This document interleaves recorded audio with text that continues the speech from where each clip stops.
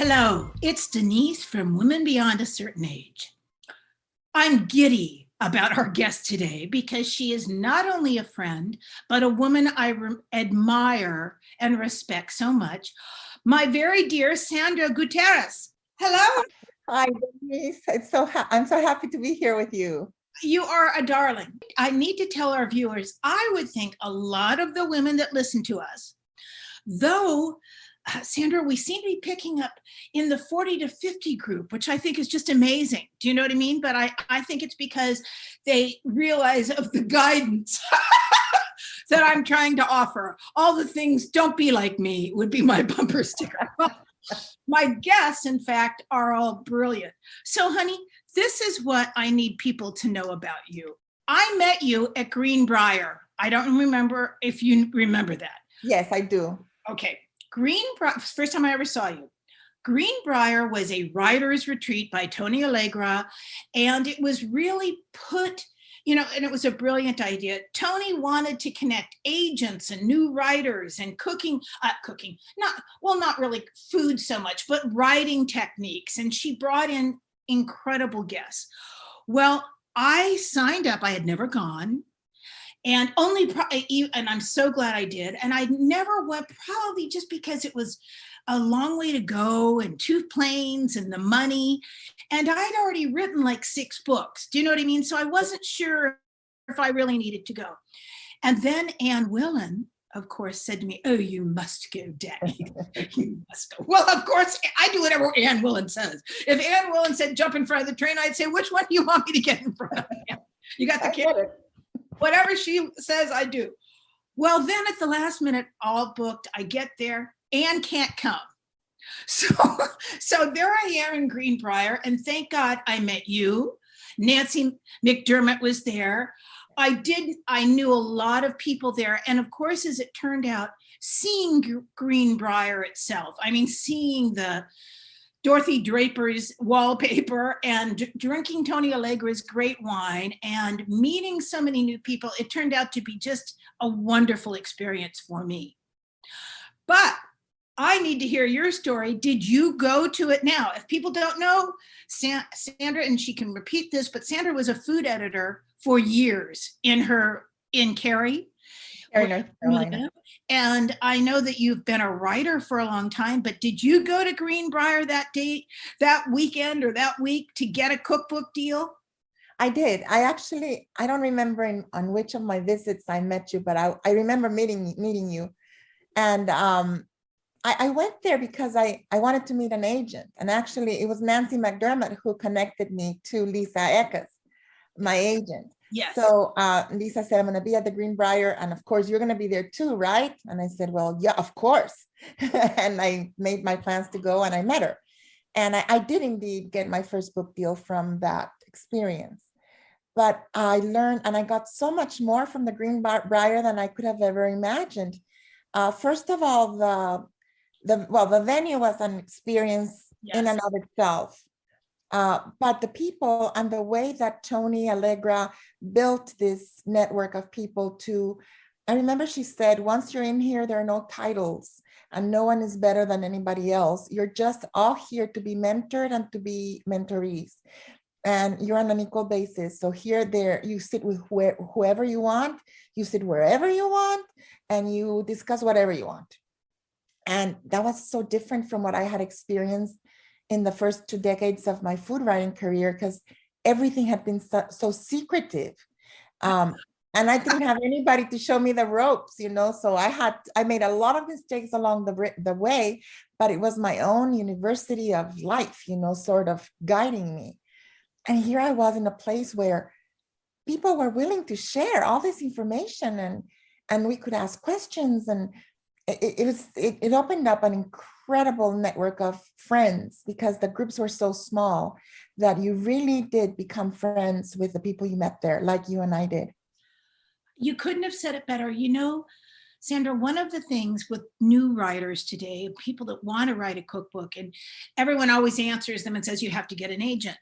Well, that's a throwaway line, but in reality, and I say to people, like you had the experience, and referrals with Nancy McDermott, which of course we all need help from our friends, all Yeah. of us.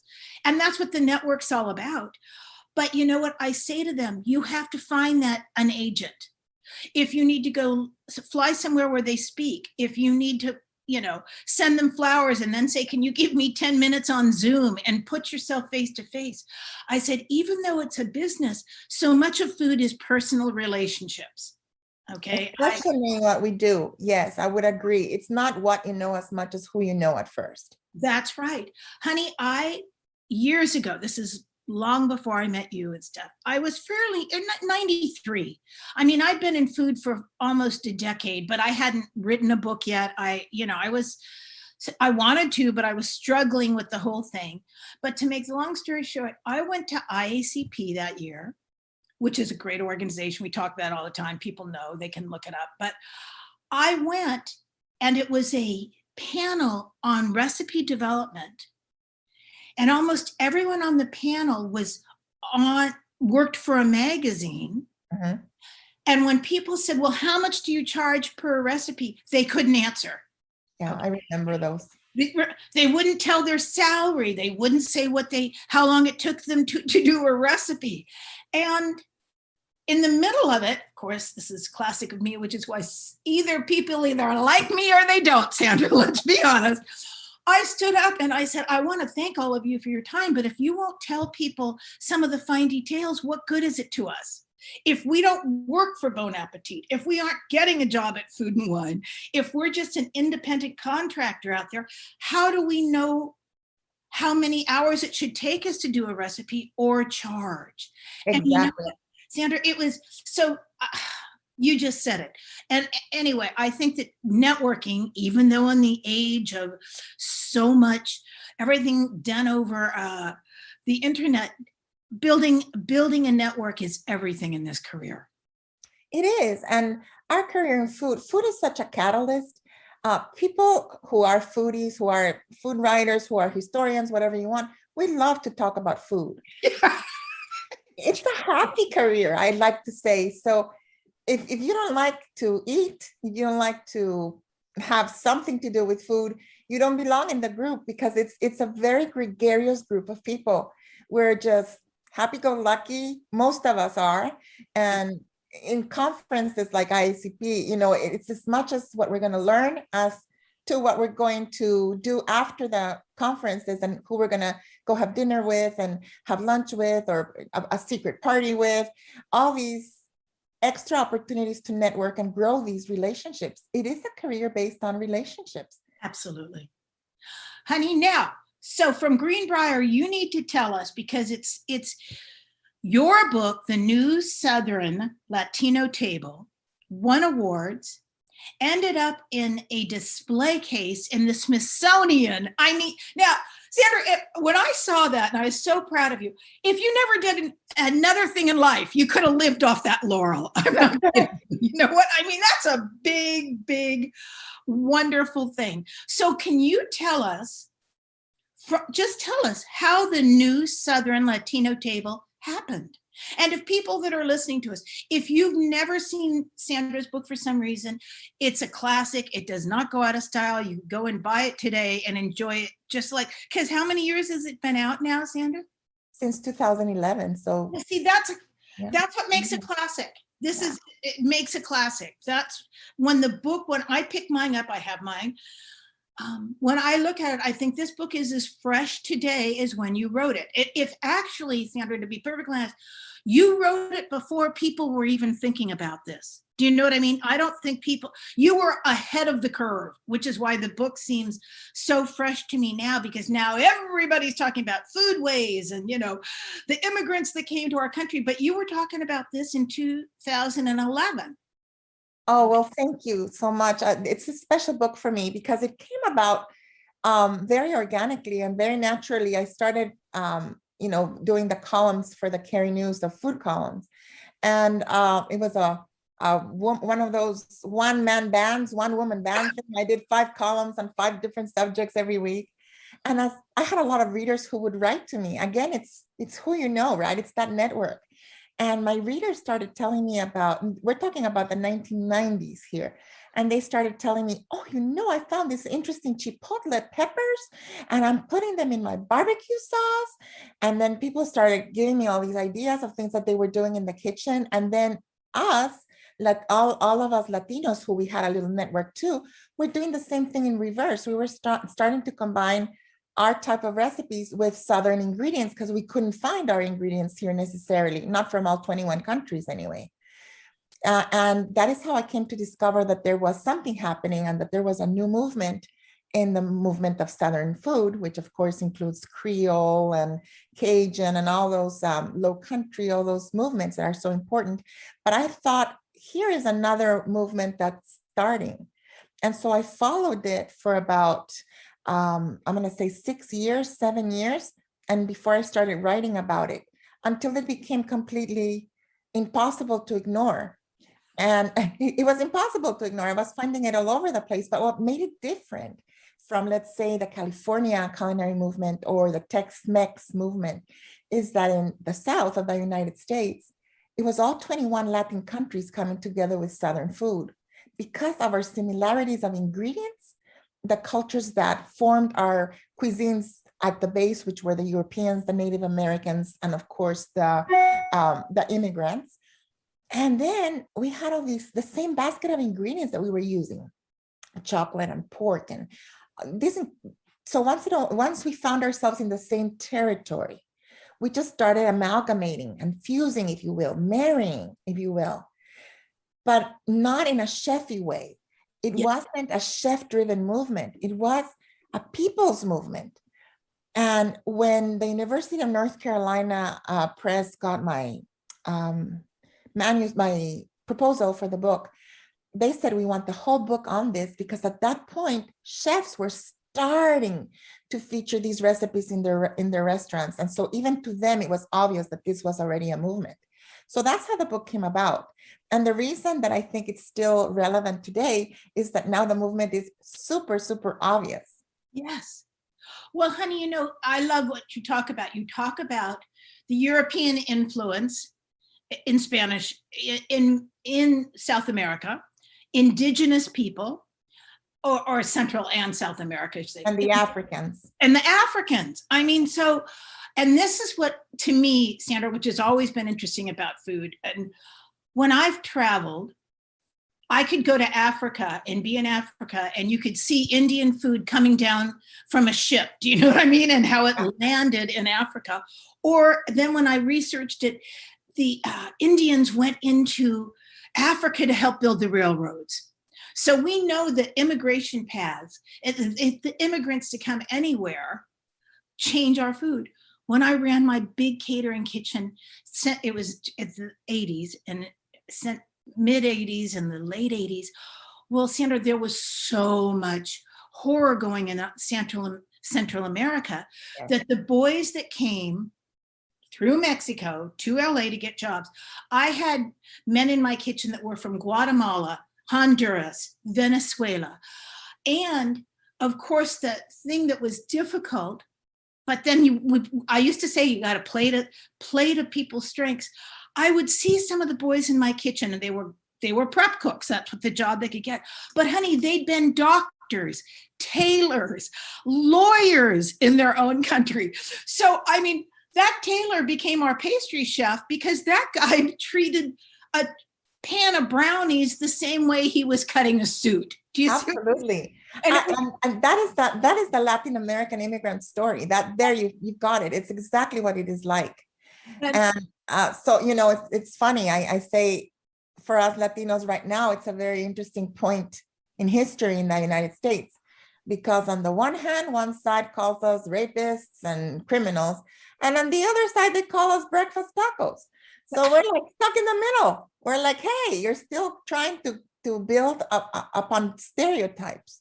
You need to get to know us instead of just putting us in a box. Sandra, it's an embarrassment at this day and age in our culture because all America is immigrants. Do you know what I mean? They came here. It's an embarrassment. I grew up in San Francisco where it was Italians and Chinese.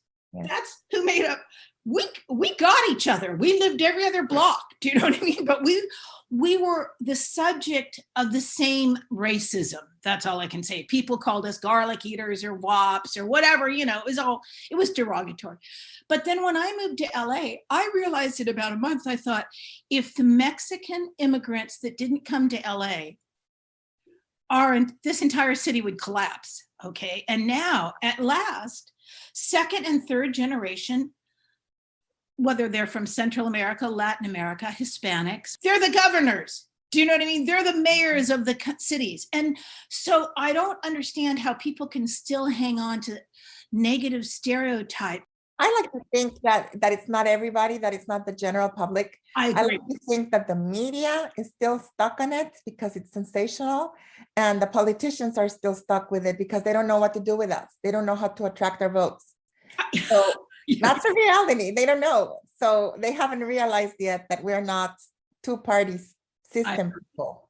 I agree. And so we're going to be going, the Latinos are going to keep on voting in a pendulum depending on who gives us what we need.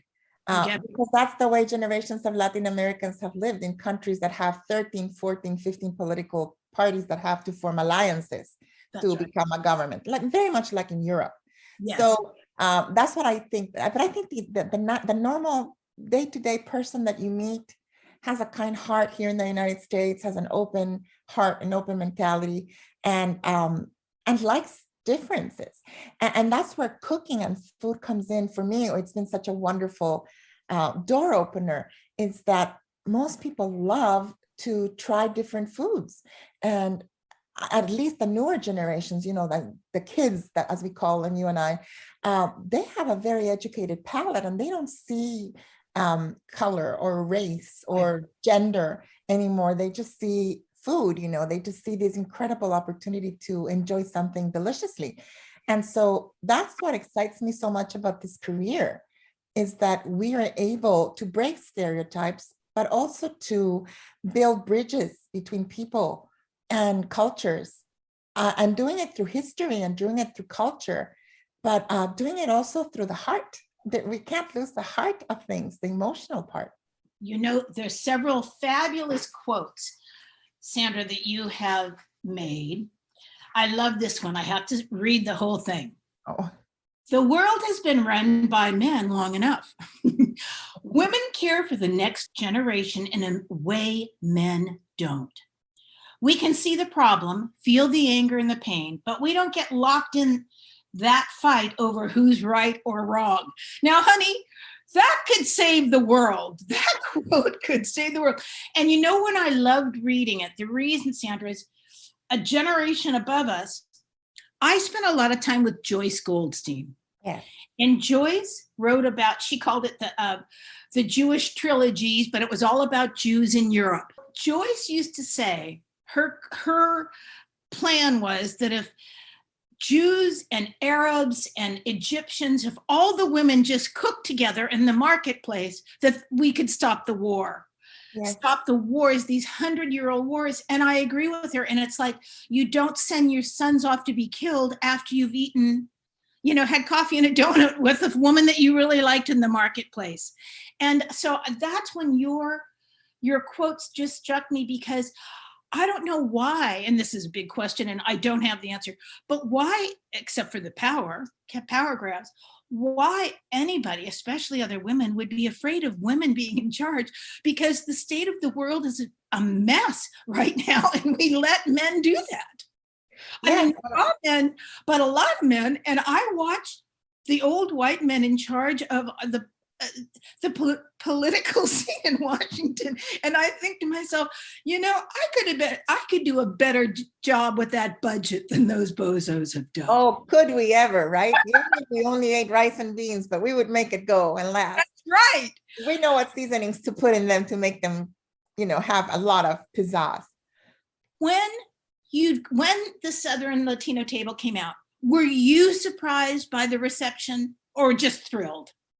I was very surprised. I didn't think it was, I knew it was new, but I didn't think that people were ready to see, that connection yet.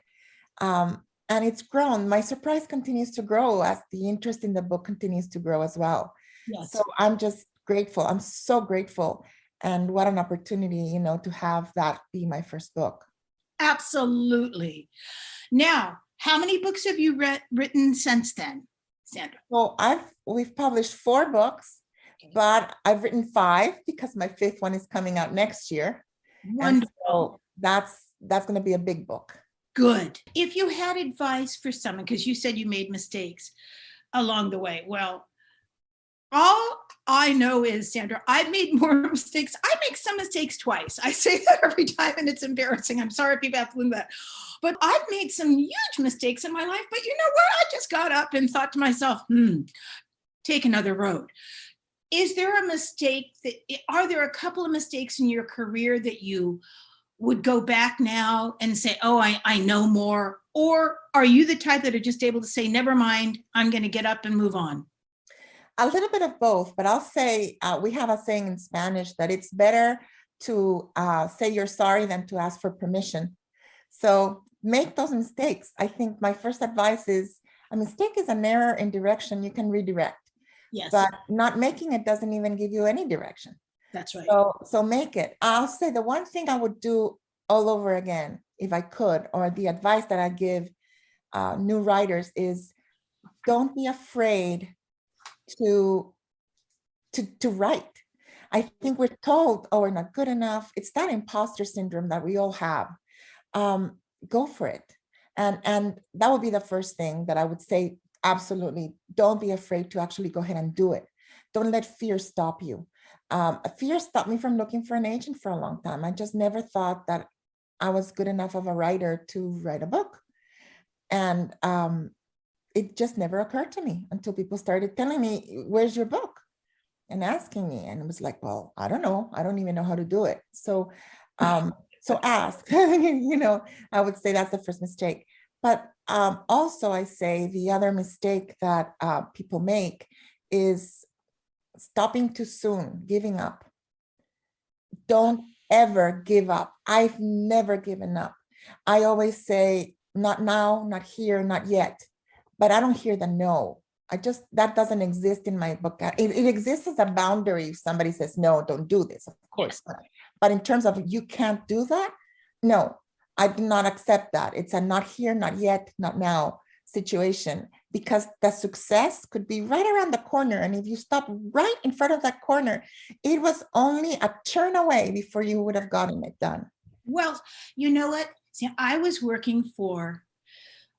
for PBS, the Discovery Channel, Lifetime in 93 to 94. I mean, I moved from production to production. In 1994, I read High on the Hog. Yes. And I wrote Jessica Harris a note and said, this is a TV show. You know what I mean? Well, look how far ahead of your time you are. Well, I knew it was because, and this is an interesting thing, Sandra, again, it's the foodways, it's pathways. I had been the culinary producer on the very first show called Yvonne's Cookbook by Discovery Channel. She was a Black hostess. She was an event planner in LA. She was beautiful and smart, and she had a successful business. And we did 63 shows, okay, for the Discovery Channel. And I loved her, and she was talented and blah, blah. It was too soon. People were not ready. And then, of course, about 4 years later, the show sold and she got some good things from it, but they didn't renew it. And I know it's because they didn't feel that a society, Black people weren't watching it. Nobody was watching it enough. 4 years later, B. Smith. Yeah. Okay. Who we worked with, Cindy and I worked with, who was of course, the thing with B. Smith is she was the most charming person God ever put on the planet. She really was. Who could say no to B. Smith? Nobody. Okay. And she was just incredible.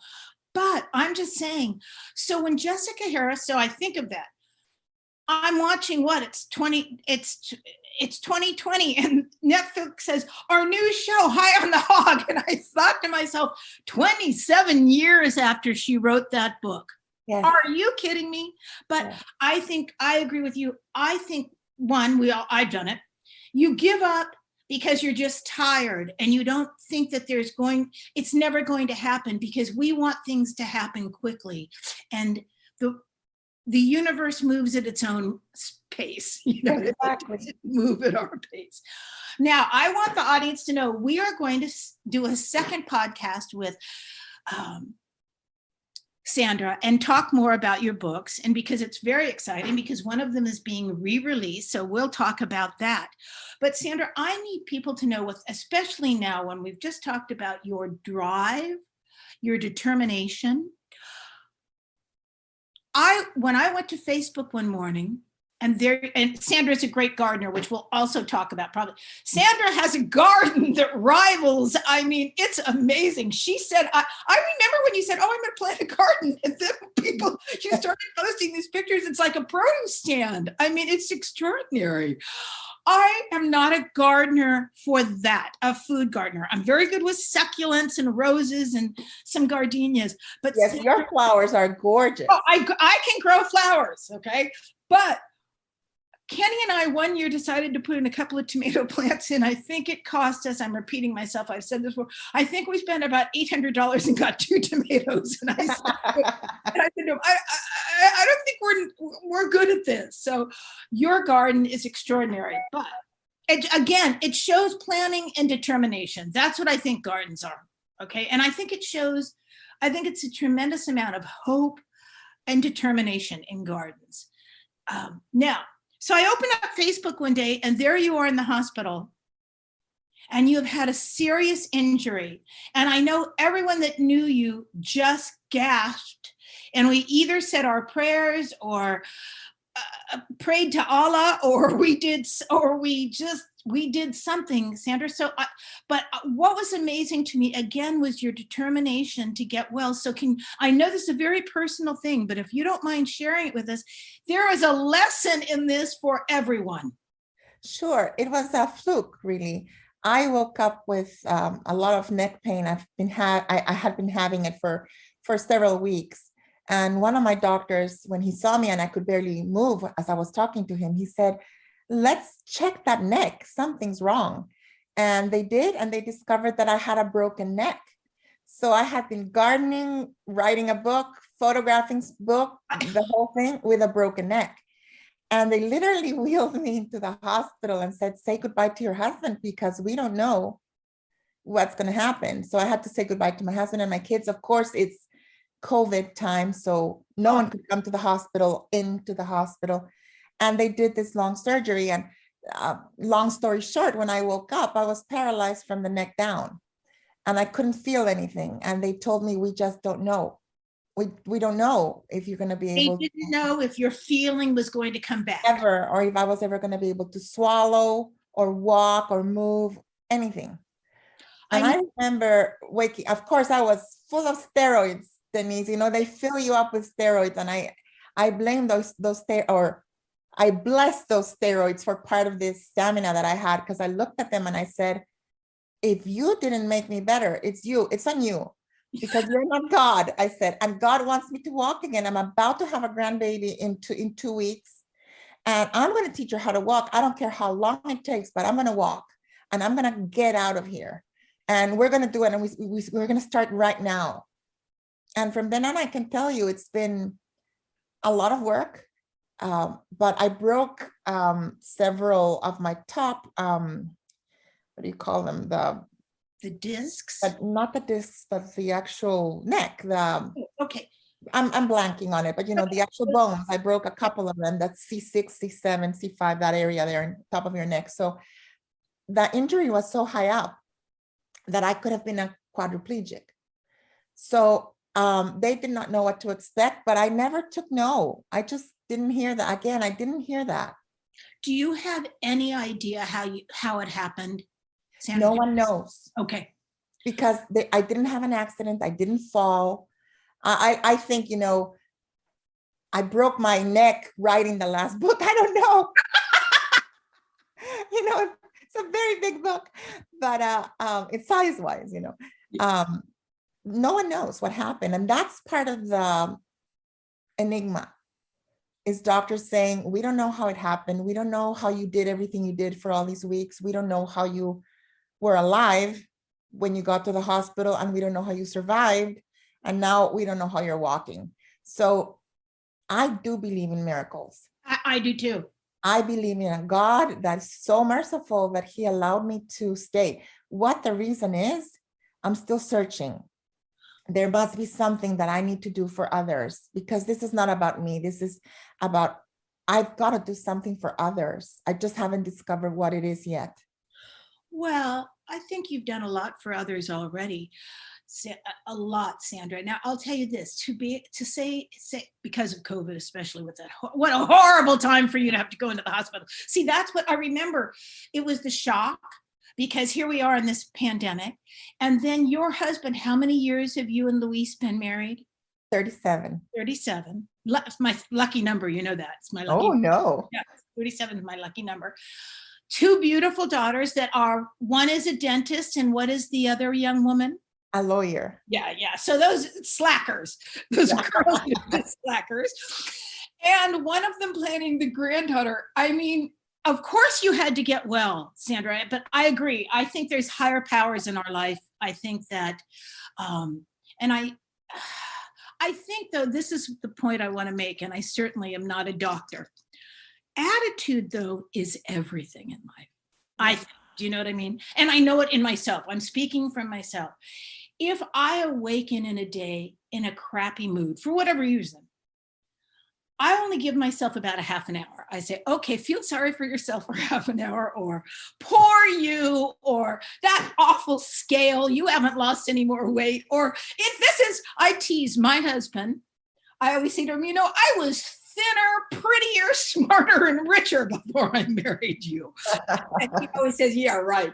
But I know that attitude is everything. So the fact that you, while you're still in bed, pumped up with drugs and paralyzed, you're already thinking, I'm going to walk again. And I have to walk again because I have a new grandbaby who I've seen pictures of, who is like the most beautiful grandchild grandbaby of the world. I mean, your girls are also magnificent. We know that. Oh, come on. Thank you so much. But I woke up saying, no, I am not done yet. Yes. There's still a lot for me to do. I'm alive, I'm breathing. And not to say that there are people whose injuries are worse than mine who might not be able to walk again, but it's how you accept what's happening to you. Because I also had that hard conversation with myself saying, well, if I really can't walk, I'm going to do this and I'm going to do that. So the first thing I did was ask Luis, remember, no one could come see me, was order me a box of, a box of coloring pencils and a coloring book, because I'm going to teach myself how to move my hands again. So I started to teach myself how to hold a pencil. They had to feed me. I couldn't move my hand to feed myself. But even just holding the pencil, I had no feeling in my hands. So the movements came before the feelings came. Got it. It is frightening. Frightening. So being afraid is nothing. There's nothing wrong with it. It's a feeling. It's like being scared. You can't stop being scared. It's a feeling. But letting the fear stop you, I go back to that advice, and letting that fear paralyze you, no pun intended, is unacceptable to me. Yes. And like I told you before, we have a saying in Spanish that goes, you can't kill an old weed, a bad weed. You can't kill me, not right now. Sandra, it's an inspirational story. And as everyone, all your friends and people that follow you on Facebook saw you getting well, I saw you in the hospital on those bars that they have to practice walking. And you said something like, they've made it slightly uneven so I can work in my garden again. You were, again, seeing, there's so much. And I know this, again, I know some people think, I've been accused of being a Pollyanna. I've been accused of always seeing the positive side of life. Some of it is true. But I was raised that way, Sandra. That was my mother. My mother used to say, shut up, get out of bed and find, and if you can't be grateful for what you got, be grateful for something. You know what I mean? That's just how I was raised. And it has served me well, though I've had my share of trauma and horror. But you know what? Cindy would always say to me later on, we'd go into a studio and she'd say, you don't remember the last time we worked here, that it was the most brutal day, that it was horrible or everything. I said, no, I forgot. Yeah, and that's a blessing. I am one of those. I don't hang on. I try not to hang on to the negative. I am Italian, so sometimes I'm petty, Sandra. And there were all are. I don't think that has anything to do with being Italian. I think we all are. It's nothing to be proud of. There was one or two people in my life that rejection letters when I couldn't get anything published, that when I met them later, I probably said, oh yes, I've met you again. By the way, I've had 9 books published. It was probably the first words out of my mouth because I'm petty, as I said. You're an inspiration. You're an inspiration to everyone that knows you. And I'm sure anyone that listens to this, it's not easy, you know, and that's the thing I try to say to people. When they look at people that have published books or have had success in their life, that's not the road. Do you know what I mean? The road may have had, I was recently in Italy, and you know how Italy still has all those cobblestone streets? Yes. Oh, yes. Oh my God, they're so beautiful until you get old and you can't walk. And I was with a young person who I'd grab his arm. I'd grab David's arm and I'd say, you have no idea. When I was 30, I'd had too much vodka and had on 4-inch spike heels and walked on these cobblestones. You could dance on that cobblestone. I could dance. I was fine. I said, 71, it's a little different. I'm wearing sensible shoes and I'm still having a problem. But I was determined. And so I got through it. And besides, I had a handsome young man that I could grab his arm every time I wanted to. Hey, that always helps. It helped. But Sandra, you were at ICP, and I know you remember I was teasing you. I didn't go that year. I think I was on, I don't know if I was on a cruise. I don't know where I was, but I didn't go. Every time I turned around, there was a new picture of Sandra with another handsome young man on Facebook. And one of them was Curtis Stone, who I have worked with and who is like one of the handsomest guys in the world, let's be honest. And when he reaches in to kiss you, you think to yourself, oh my God, you want to turn your cheek and get him on the mouth because he's so that's in totally poor taste. And I'm sure Cindy will edit that out. Ha, ha, ha. Anyway, there was one picture after another of you, Sandra, at that conference with one handsome chef. And then when you were going home on the train, you took a picture of your darling husband through the window, and he was standing at the train station with a bouquet of flowers. Yes. And you said, he's so sweet. And I said, are you kidding me? He's been looking at you on Facebook. With all those gorgeous guys. He's just thrilled you're on the train. And you laughed, but I mean it. I think none of us see ourselves the way our friends see us or admirers see us, or lots of times other people. So I don't think you always see how much you've already accomplished. Thank you. And I must say, I'm very blessed with a husband. Yeah. You got that right. We're high school sweethearts and we've grown up together, and I feel for him the same that he feels for me. So that's another blessing. Holy mackerel. That's lovely. The last time I saw my high school sweetheart, we had a reunion about 10 years later, and he still tried to push me out of the car. Oh, well. We're all different. Now, madam, if people want to contact you, as always, Cindy puts all Sandra's information up on our Facebook page. And if you want to contact me or Cindy, it's womenbeyond@icloud.com. And we are thrilled when we get notes. And look, I'm crossing my fingers. They've all been really pleasant and upbeat. So that's nice. So Sandra, thank you so much for your time. And I know that people can go to Amazon and buy your books, and I hope they do. Thank you. Thank you for having me. I will tell you that your podcast is a constant companion for me when I'm out gardening. You have told me that. I'm thrilled. Yes, I take my little speaker out with me and I blast it, and I'm laughing and learning, and the time just goes by. So you're my friends out there with me every week. That is so sweet. Honey, I feel like, back to exactly where we started, the network, we have new people coming on. Cindy and I have kind of had a flurry of PR agents that all of a sudden want to put their woman expert on the show. And we look at them, Cindy and I look at them. We had one that was the only time we had one who was as crazy as a loon. We didn't get it until we'd already was recording and like sitting like this to each other, going around, putting our fingers to the head in the circle saying crazy. We didn't air that one, but we mostly Women Beyond Age is a network of women, and I know a lot of them, and then other people suggest their friends that are interesting, and of course cookbook authors, because that's what my background is. So Sandra, we're just lucky. That's all it comes down to. We are very lucky, and I'm so grateful to you for having me on your podcast, and to Cindy. Thank you everyone for listening right when you get work. Thank you, Miss Cindy, who keeps the train on the track. And I am not exaggerating when I say that. Thanks, Sandra. Thanks, Cindy. Bye-bye. Bye. Thank you so much.